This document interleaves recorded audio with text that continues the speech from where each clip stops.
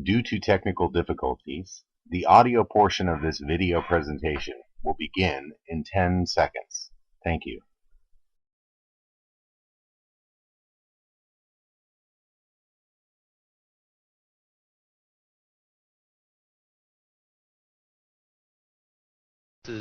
Many of the apps that are being developed, the clear priority is to serve advertisers over audience. Digital is often thrown under the bus, so the digital future takes a back seat when the pressure is on in the TV business. And finally, we tend to rely on copyright law as a rearguard defense for a crumbling TV business model. Think about this for a second. Do you really expect your children to watch TV the same way that you did? Of course not, right? No one expects that 5 or 7 years from now we're going to watch linear channels that are presented to us that are bundled and presented in pattern on a cable TV system. I don't think that's likely to persist for another decade. And I don't think it's likely that we're going to access that through a clumsy interface like a remote control, an old-fashioned set-top box. I think these things are artifacts of the past. They hang with us for a long time. These things have a tenacious ability to stick around for much longer past their sell-by date. But I think we're starting to see new behaviors emerge, and soon industry is going to conform to those behaviors. There have been 3 generations of TV viewers in America. The baby boomers grew up with television, and they were the first to get color TV and multi-channel television. We were followed by the Generation X, who got the ability to time shift programming and watch it on demand, and of course, BitTorrent, the ability to unbundle and watch content on their own. But the group I want you to pay most attention to is the millennials, because their experience of TV is so radically different from the way we grew up with television. Because they experience TV as software, software that's infinitely malleable, software that can be customized in every way that they wish to adapt it. And TV as software means that the user has a lot more control over the programming, over their ability to consume it and their ability to share it. The pace of innovation is increasing.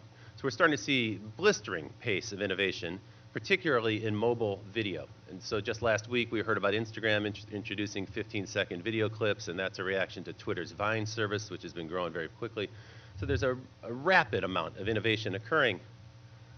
But my first thing that's quite obvious for you is that TV stopped innovating about a decade ago. Really, since the advent of video on demand and the DVR, there has been no significant innovation in the TV business. And no, I don't include 3D TV in there. I don't think that was a significant innovation. So we're hoping, as an industry, that the next wave of innovation for TV will be the second screen.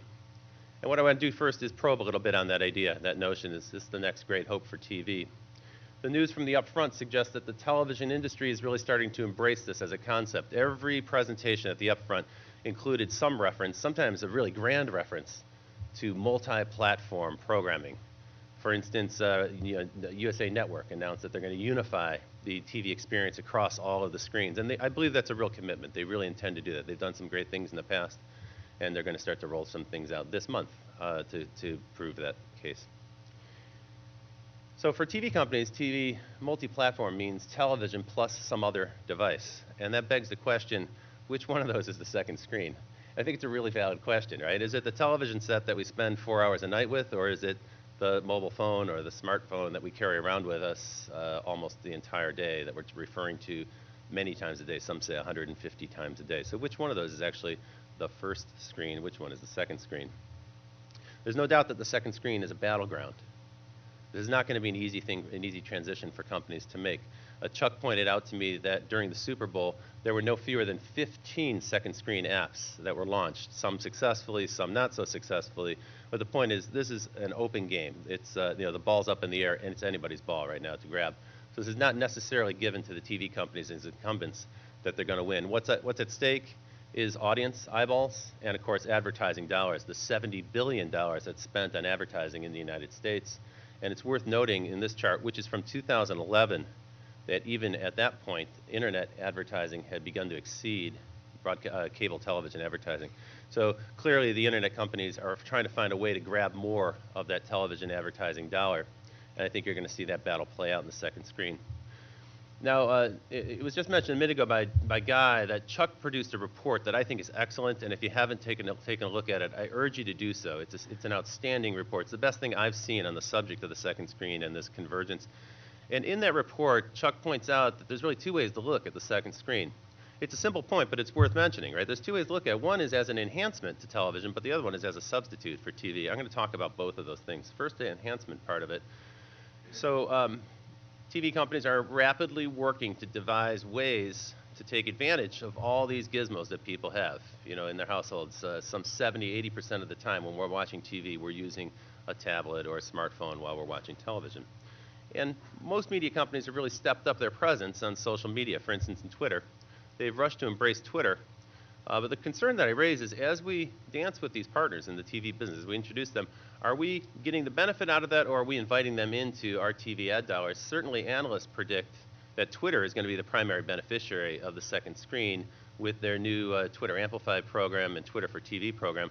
They're seeing that Twitter will double its ad revenue this year and the following year. So clearly some of those TV dollars are going to start to be redirected towards Twitter. The living room is a competitive battlefield. It's perhaps the last great consumer electronics battlefield left. So it isn't just a matter of social media companies trying to horn in and take some TV dollars. But as you can see from this list, there are a number of different competitive dynamics at play, not least of which is an empowered audience that seeks to wield more control over the television experience and programmers that would like to keep them in line watching linear television. So my second observation for you today is that TV Everywhere is going nowhere. The TV Everywhere initiative was announced with great fanfare a couple of years ago, and it is true that there have been some great applications developed, like HBO Go and ESPN's mobile app, for instance. Those have been good. They're well received by consumers, but awareness is quite low and usage is quite low. So HBO announced or mentioned in the New York Times recently that just 1% of their total viewing audience is using HBO Go. And in no case has a TV Everywhere app exceeded 35% of the audience. And in most cases, it's far lower than that. And the repeat usage is quite low. So these apps haven't been particularly successful. And they're complicated by the fact that the MSOs, like Comcast or DirecTV, have introduced their own versions of these apps, which compete. And so the frustration for the cable company, the cable channels, is that they can build a beautifully crafted app that really shows off their brand and puts their content in the right perspective, in the right dramatic setting. But then that exact same content is stripped and put into ugly interfaces like these when it's presented by their MVPD distribution partners on their second screen apps. And so that kind of tends to degrade the experience. And it also confuses consumers. The consumer awareness of these apps is even lower. It's around 20 or 25%, and the usage is even lower than that. So my take on TV Everywhere is it's a purely defensive play. The TV companies wouldn't even be doing it if it weren't for Netflix. It doesn't grow audience. It's there to keep the audience you've already got paying for cable TV, and it doesn't add any revenue. It's a pure cost center, and it actually has a negative impact on the ad-supported views of video on the website. So it steals views from a revenue-generating area for the digital media groups. So that puts tremendous pressure on the cable channels, digital media teams. It doesn't build a direct-to-consumer channel in many cases. So we're not, as a cable channel, we're not even able to directly register or engage with users or talk to them. Some people speculate whether that's HBO's ultimate plan, but at this point that's not happening. And finally, the multiple authentication is confusing and cumbersome to users. And so there's a negative impact, I think, from this that we haven't really spoken about a great deal. With TV Everywhere, what we're doing is conditioning users to expect to get video on tablets and on phones and on other devices, and to expect to get it for free, not for paying anything extra. So we're teaching consumers a habit that doesn't really serve the TV industry. And I don't believe this is sustainable. I don't think TV companies can continue to pour resources and money into an app that doesn't generate any revenue, doesn't build their business in any way. And activities that don't generate revenue don't tend to continue in the media business. So I doubt these are going to continue in this way for the next 2 years. The second way to consider the second screen is to consider it as a substitute for TV. And this is actually an area where we see tremendous innovation. TV executives are firmly convinced that they dominate the first screen. What they fail to recognize is that their audience has already moved on to other screens. And this is quite clear when you talk to consumers. The tablet isn't a television, clearly. It's better than a TV. You see, for a consumer who already has a flat screen TV, their choice of buying a second TV or buying a tablet isn't a very difficult choice. The tablet costs about the same as a flat screen, high definition TV. But the tablet offers much better value because it's not just a video display terminal, it's also a place to play music, it's a place to display photographs, you can take pictures with it, you can play video games with it, you can do so many things with it. So it's a versatile multimedia terminal that can be carried with you and used in many different contexts, whereas the TV set just sits on the wall all day long, and maybe it's used for a couple of hours at night. In addition, that tablet is capable of composing content. So it's a diverse multimedia terminal, but it's also a multimedia creation device for text, for video, for audio, and for music.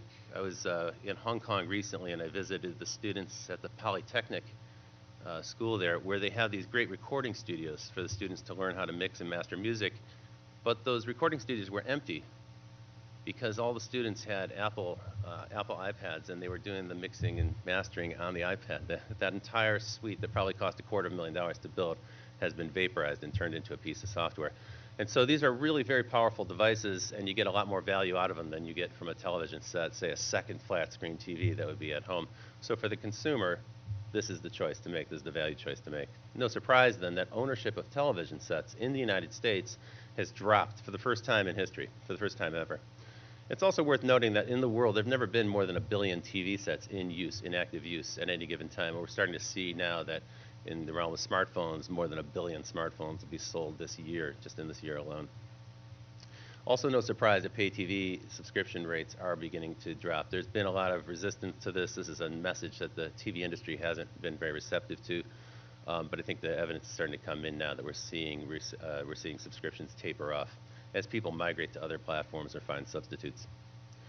My third observation for you today is that all video innovation happens outside of the pay TV ecosystem. That's kind of the corollary to the first idea that TV stopped innovating.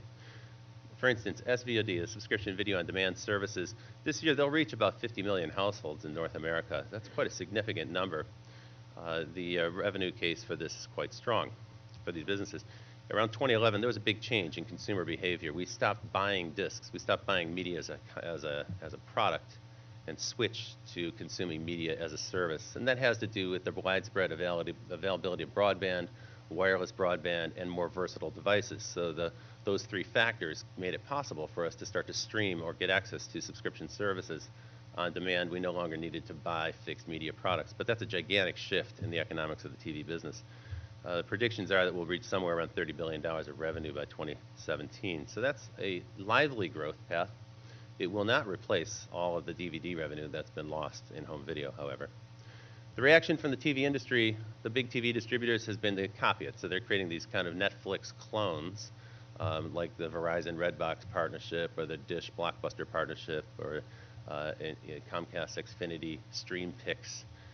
These are uninspired clones of Netflix. They are not vital to the success of those businesses. They're, again, a purely defensive move, and as a result, I don't consider them very compelling alternatives to Netflix. What is occurring, though, is consumers are starting to perceive TV differently. And you see this particularly in younger demographics, where young people who are used to DVRs, time shifting, and now subscription on-demand services, they don't really understand what a TV schedule is for or why they should conform to it. So again, gigantic shift in consumer behavior. Innovation continues in these SVOD services. Almost every week you'll hear a new announcement about a new service.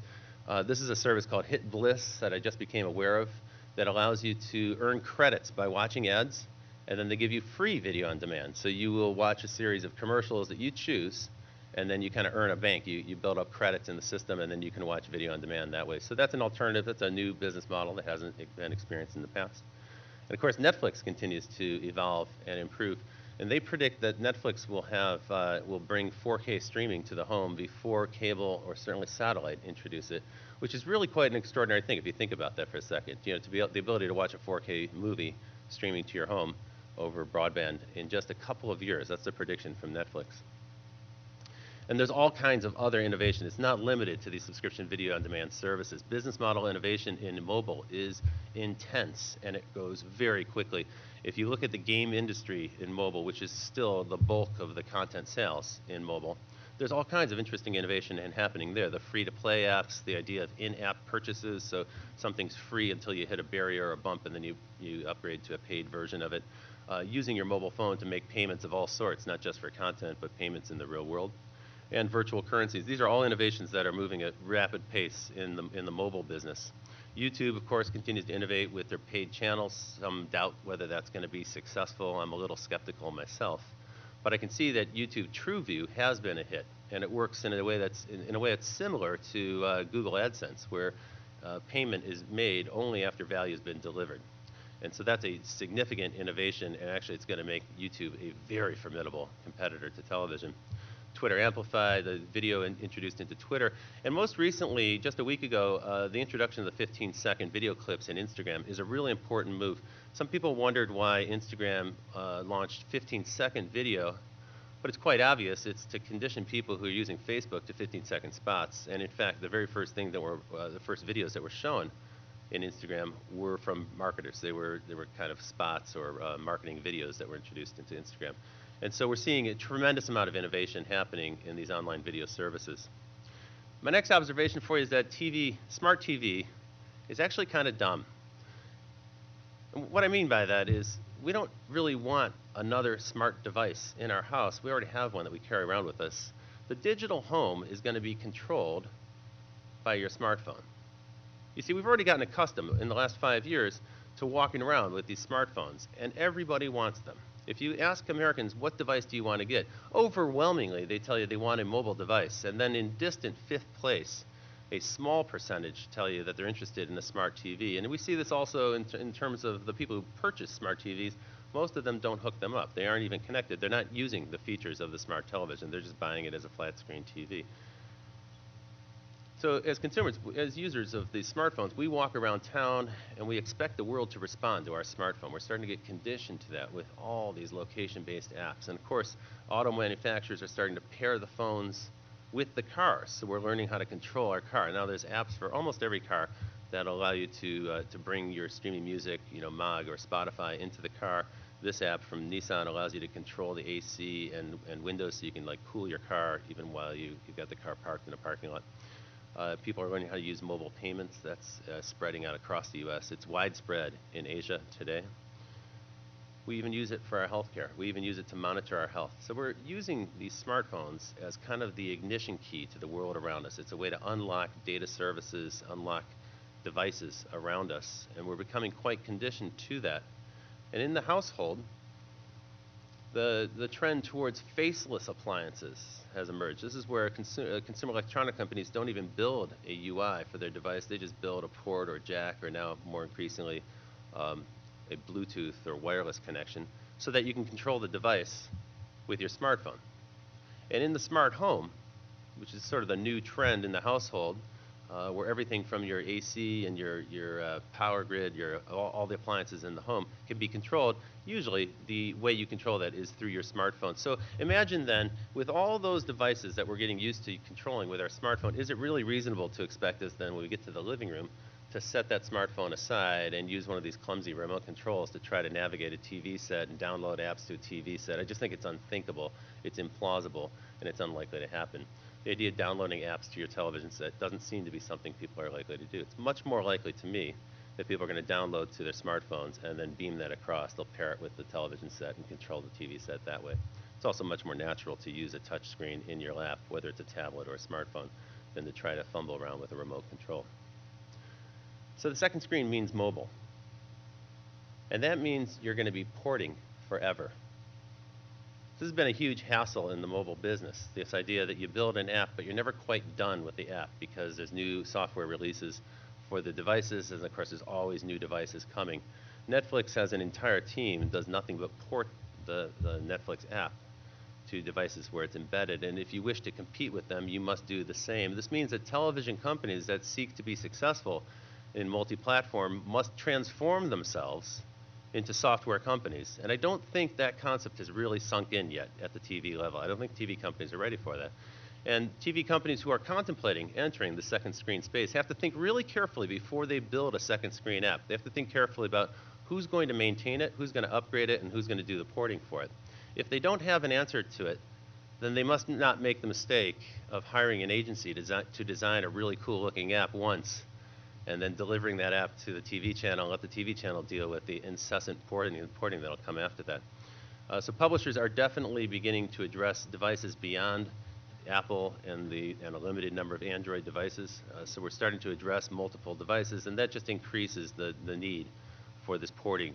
And my expectation is that media companies that seek to have their wares available across every screen and every device, they're going to have to become quite capable of managing the porting process, or they're going to have to work in partnership with a company that provides that as an ongoing service, as part of their service. And I know there are many companies in the audience that do provide that service. This leads me to the conclusion that TV is an app. I don't think that concept is quite sunk into television companies yet. TV is an app. So we now live in a world of a million different apps. And again, consumers have become quite used to the notion of extending the capability of their device just by touching a button and downloading something. So no matter what context you're in, whatever situation you're in, you reach for your smartphone, you click a button, and a minute later, maybe a dollar later, you've added an entirely new capability to your smartphone. So that was a radical theory, a radical idea back in the mid-2000s, but now it's something we've grown quite used to, quite accustomed to. Of course, every TV company has rushed to develop an app for the smartphone and for the tablet.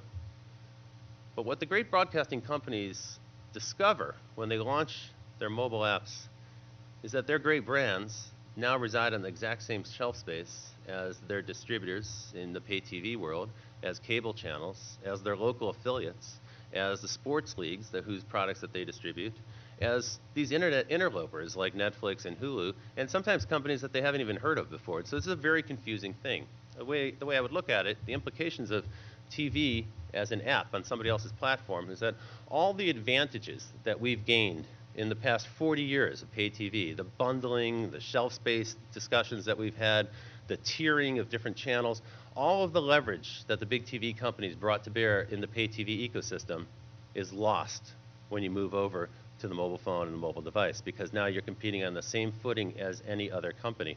And so those great prestigious brands of broadcasting are reduced. They're humbled somewhat because they find themselves on the same footing with no particular advantage as those other apps. Broadcast TV was many, many things for us. It was many different day parts. Live events, sports, news, and so forth.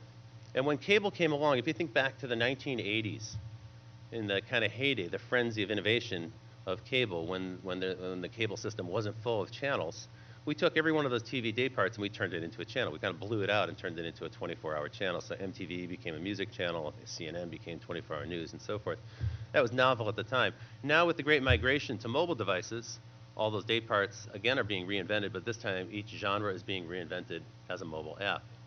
And again, the TV companies find themselves confounded because what they thought was their franchise, they're discovering that that niche is already cluttered with hundreds of competing apps from companies they've never heard of before. So the reality is we're all in the B2C business now. We're all in the process of building direct-to-consumer channels, but not all of us are good at it. And this is not something that the TV industry is particularly good at, particularly the cable TV companies. They don't really deal with end users too much. And so this is a new skill that we need to develop. And we're going to find some fierce competition. Companies like Netflix who are learning how to develop original programming and distribute it, market it, and get audience awareness without a channel to rely on to market that. I was surprised a week or two ago when my Emmy packages started showing up for the Academy, and Netflix sent me one because they're submitting the House of Cards as a Primetime Emmy candidate. So this is kind of interesting. Primetime Emmy, what is Primetime if it's coming from an internet VOD service like Netflix? They're not the only ones developing original programming, of course. Amazon is picking up comedies. Hulu is developing 10 new series. And some of the TV networks are responding by putting their pilots on the internet. I think this is a very smart thing to do. It gives them a chance to preview their wares to a select group of people. Maybe they're super fans early on, get some audience feedback, generate some buzz, maybe get the influencers involved, get them to light up the social media sphere.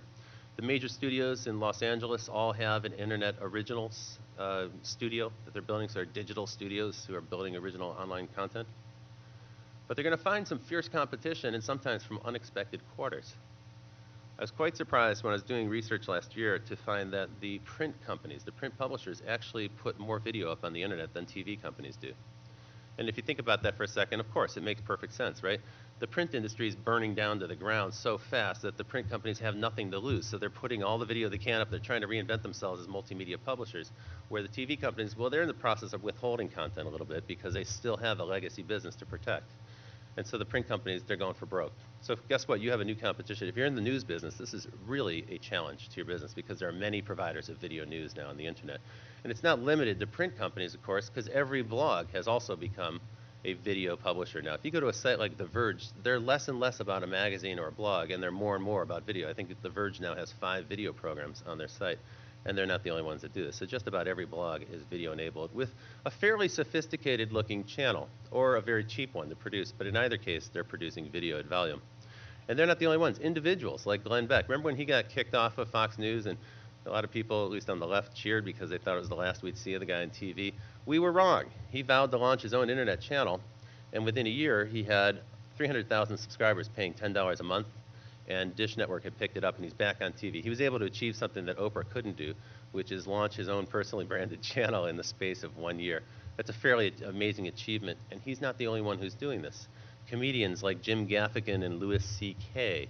have started to produce their own specials, where in the past they would do a deal with HBO or maybe Showtime to do a live event or a comedy special from a studio.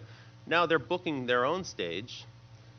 Louis C.K. spent about $250,000 on the production. He booked his own stage, his own theater, he hired his own production crew, and he hired a company to do the online distribution of that special, charged $5 for it. $1 of it went to a veterans charity for returning veterans, so it was really $4 plus a $1 charitable contribution. And he wrote a really personal note on his website. He said, here's my show. You can download it for $5. It's just $5. You can watch it as much as you like. You can burn it to a DVD if you wish. Please don't put it on BitTorrent. And largely, people were honored that. It's really interesting. If you make a personal appeal to people, they'll respect your rules. What's amazing is that he made back his $250,000 investment in the first day, and he earned $1 million profit in the next 5 days.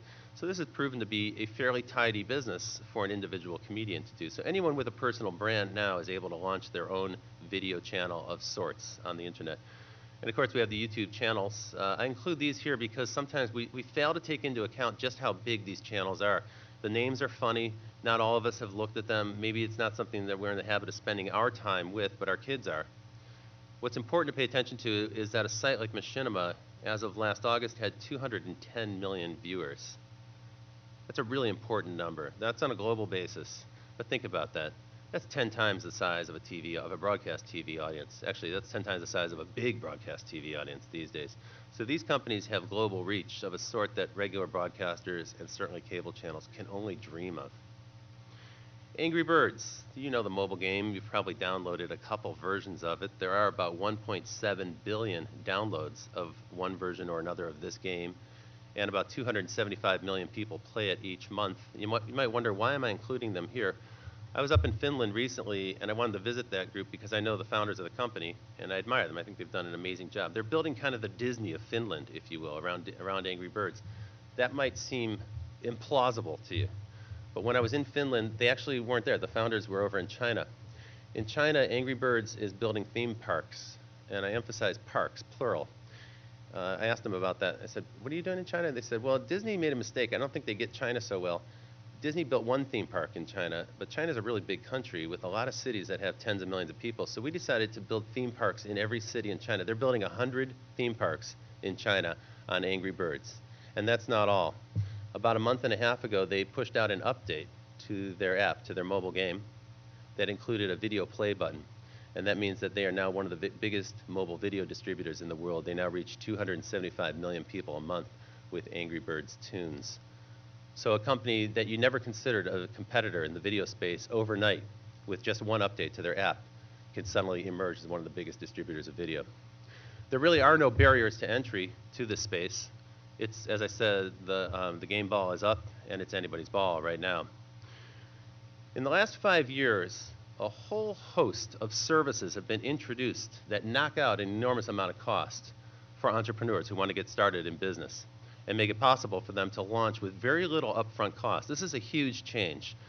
Just a few years ago, I was raising money for a company, and we would be confronted by VCs with the requirement to show them plans for scalability, rack space, storage, servers, and so forth. How are you going to manage scale? That's always the question that they ask. Today, scale is something you can buy off the shelf with the cloud. So it just knocks out that upfront cost. It means you can move faster. You can launch with less resource. You can launch with no venture capital and just buy capacity as you go. So scale is a problem you can deal with later. You're all familiar with these apps, right? These services. They're all very, very innovative. They're all very different. Airbnb, Netflix, Spotify, and so forth. What you might not know is that they all have one thing in common. They all ride on top of Amazon's cloud. They all use Amazon as their cloud service. Amazon Cloud has emerged quietly in the last few years as the biggest cloud service in the world. 1% of all internet users touch it. 1 out of 3 people who use the internet use an Amazon cloud-based service every single day. And it's the 4th largest content distribution network after Akamai and Limelight and so forth. So the prediction now on the West Coast is that the next internet billionaire is going to start his company in a Starbucks with a laptop computer and a cell phone. You literally don't need all that stuff that you had to have in the past. All that stuff that required a $5 million Series A financing for a startup company, that's been knocked out. You know, if you've paid attention to WhatsApp, that company's grown to 250 million users around the world, and they bootstrapped that business themselves, the 2 founders. They're 2 former Yahoo executives. They don't take any advertising revenue. They're just growing the business out of revenue. So this is the world that we're in. Anybody can launch a business very quickly. No surprise then, the internet's really, really big. That's another thing that's fairly obvious, I guess. But it needs to be said because many of the TV companies I deal with, when I speak to the executives who run these TV companies, they still operate out of the assumption that the internet's all small stuff, it's for early adopters, that the video quality is quite bad, and that the revenue opportunities are very small, and all of those assumptions are out of date. So 10 years ago, that was true. The internet, 250 million people were using the web. There were about 500 million mobile phones. But in just the space of 1 decade, those numbers have increased tenfold. And these are really big numbers. And of course, that growth doesn't slow down. This year, or certainly by 2014, we're going to breach the 3 billion threshold, which means that more than 1/3 of humanity will be accessing the internet. And that number will continue to grow. Companies like Facebook are very focused on this. You can hear Mark Zuckerberg pay attention when he does an interview. He's already talking about how to scale Facebook for 3 to 5 billion members. 3 to 5 billion members. Think about that for a second. We used to think that a TV audience of 25 million or 60 million for the Super Bowl was a big deal. But now we're starting to see companies on the internet that greatly exceed it. Just take every number that you know from television, add a 0 or 2 zeros, and then you start to get to the scale of these new internet companies. For YouTube, this has been extraordinary growth. Here's a diagram that shows how many hours of video are uploaded every minute of the day to YouTube. And as you can see, they're experiencing exponential growth. So just back in 2007, people uploaded 8 hours of video a day, but now it's 100 hours, so 8 hours per minute. Today it's 100 hours per minute. It's really a staggering thing. It's like an hour and a half of video per second is being uploaded to YouTube. So YouTube gets more video in a month than all of our broadcast networks have aired since inception, 1945. 1 trillion views in 2011, 1 billion views a day today in mobile, and more than 1 billion users of YouTube. This is internet scale. This is how big the internet is. We all know the number that Facebook has now got 1.2 billion members. So basically, there are about 2.5 billion people using social media. Half of them are on Facebook. That's kind of a staggering figure. But we tend to stop there, right? So we hear that number and we think, well, yeah, but that's just Facebook. That's the only company that operates at this scale. Here's something that might surprise you. These are social networks from around the world. vKontakte is a Russian version of Facebook. MyLifeNetlog, Skyrock, these are European things, so some of them are limited to one country like France. And yet they also have gigantic audiences in their home markets. And you see this in every category. It's not just social networking. So for instance, if you think of communication tools, we all know that Skype has about 280 million users. That's, the video and telephone replacement tool.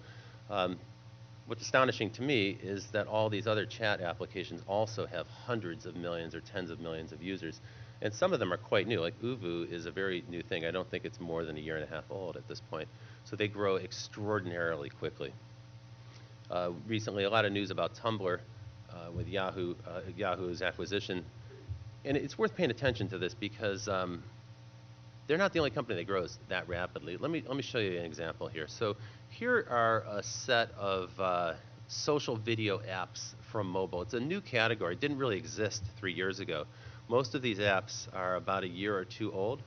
In fact, you may not be familiar with all of these apps. Certainly Vine has gotten a lot of buzz, and SocialCam and Keek is pretty popular as well. Let me show you 2 charts. These 2 charts are from last year, so they're just about 1 year ago, April and May of 2012. So as you can see on the left side of the diagram, in both cases, Social Cam and Vidi, they had very few users, practically no users. They just launched around that time, April last year. But by May, they both had 40 million users. So they added more than 1 million users a day. And that's not uncommon in mobile. That's actually relatively common. 40 million members in a month. It's a staggering growth rate. Why these companies grow so fast is that they're focused on audience maximization. Our traditional media companies are focused on revenue maximization. And if you maximize revenue, by definition, you're not going to grow your audience. You're not going to grow your audience as fast. On the web right now, it's wide open. And in particular, in mobile, on a global level, it's wide open. And so companies are driven to go for rapid scale. And thanks to things in the entrepreneurial's toolkit, like the cloud, it's possible for them to attain great scale without the need for huge amounts of capital to do that. So they can do that very quickly. And that's where all the innovation is coming from. Those are the things that drive the rapid innovation. So, for instance, in mobile, most of your apps are free. By far, most of the apps are free, and free to pay or in-app purchases means that you can launch a free app and then you build in little trigger points, which they test constantly to figure out exactly where to put that trigger point that causes someone just enough friction or pain that they're going to upgrade to paid. And this has proven to be very powerful. So there are mobile games today, like Clash of Clans, that generate about $2 million a day in in-app purchases from users who are using the app and they decide to upgrade, get a new tool, get a new level, get to another level of the game or some other kind of upgrade, and they're paying inside of that game. Now, when I talk to television companies about this, I work with clients all over the world, in Asia and Latin America, in North America, Canada, US, and also in Europe. And they get confronted by this and they find it very difficult to comprehend. They say, well, how can we compete with that? We can't compete with free. We've got a legacy business. How are we supposed to compete? That leads me to the next important observation. Disruptors aren't responsible for your economics. They're not responsible for the economics of the industries that they disrupt. Their job is to focus on the new thing. If you want to play in their space, you need to adapt to their economics. That's a giant mental shift for television companies. There's an old power pyramid. When I first got to Los Angeles, I was working for Sony Pictures, and I walked on that fabulous lot they've got in Culver City. You could see the power structure expressed in the architecture of the studio. As you walked around the lot at Sony, the big, beautiful old buildings, the old MGM buildings that Sony had taken over, well, those were occupied by the people in the film business, because that was the top of the power pyramid, right? The movie studio, that was the most prestigious part, TriStar and Columbia. Then there were the TV people, and they had good buildings, and the cable distribution and the home video people, they didn't have the nicest buildings. And then the internet group was off campus someplace in kind of a funky warehouse building far away from the lot. And so there was the power pyramid on the movie studios and in the big media companies is expressed in the architecture of their campus. But what we've noticed in just the last few years is that that power pyramid's been inverted. So if you look at the movie studios today, most of them are owned by and managed by people from the TV business. And the heads of most of the media conglomerates today come from the pay TV world. So there's been a kind of inversion that's occurred in just the past decade in the major media companies. And of course, this diagram doesn't even include the fastest growing segment, which is mobile video. So as I mentioned earlier, smartphones are growing at a rapid clip. More than half of American mobile phone customers have a smartphone, and that number is expected to go up to about 75% in the next 3 years. Around the world, we're seeing similar trends all over the world. The price of smartphones is dropping. Consumers are swapping their basic feature phones, and they're trading them in for smartphones. So we'll see more than 1 billion units sold this coming year. Tablets actually trump smartphones in terms of data usage. So people use the tablet more, and it makes perfect sense. If you think about the tablet, it's a really nice form factor, particularly for video and for games. And so smartphones are growing really quickly, tablets are growing even faster. No surprise then, mobile data is growing at an unprecedented rate. This chart is a little confusing. Let me explain what it's showing. It's showing the first 7 years of fixed line broadband, beginning in 1997. That's the dark blue.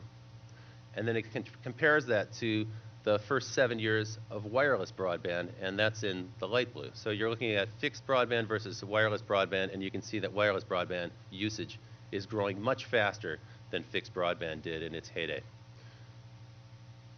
Online video is growing very quickly in mobile as well. We saw 300% growth in mobile video last year.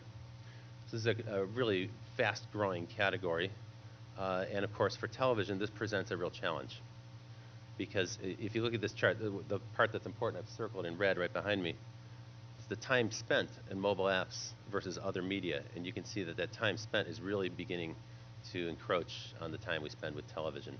Of course, that's borne out in the second screen. It's borne out in the evidence that you guys know very, very well. People are using these apps. They're using these tablets when they're at home. Now remember, we're only a third of the way towards bringing the entire world onto the internet, so these numbers will only continue to grow. And that's why when Mark Zuckerberg talks about numbers that are bewildering, 3 to 5 billion members of Facebook, he's not being unrealistic. I think he's actually being quite pragmatic about planning for that. That growth will continue to come in the next 10 years. And they predict that in the next 5 years, our usage, our consumption of data is going to double. And what's driving that, of course, is video. But as you can see a little further out in the future, this is a chart from Cisco, and they are actually quite accurate. Their predictions have been quite accurate. They have a lot of reasons to be accurate because they power a lot of the transmission of this data on the network. As you can see further out, they're predicting that we're going to consume something like the equivalent of 30 hours of high definition TV a month on broadband. So this is going to continue to grow. We all know that intuitively. That's why I can predict that in the future, the media companies are going to look more like this. You're going to see that power pyramid inverted. And that's because the usage of mobile and online video will greatly exceed video in all the other forms. Today, the film studios have become a subset of TV conglomerates. And tomorrow, I believe that TV will become a subset of digital media. So thank you very much for listening to me. I know I went a little bit into one extra thing, 11 things that should be obvious. I appreciate your time, and I hope that you enjoyed today. And I'll also welcome any challenges or commentary about this later on. Thank you all very much.